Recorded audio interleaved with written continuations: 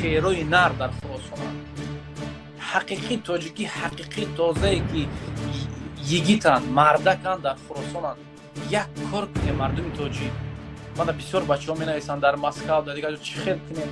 Дар ҳақиқат дил мо дар мекунанд, дили маам дар мекунанд. Барои миллатам, барои ҳамватанам, барои мусулмонои тоҷик.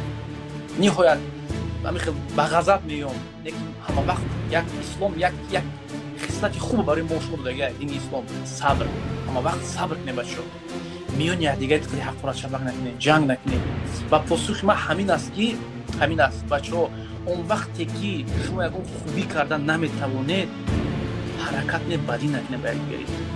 Фарқш нест бар зидди мо гап мезананд мисоли гап ё ки аз тарафи мо гап мезананд, фарқаш нест. Муҳим он аст ки мо шумо ба якдигар халал нарасонем.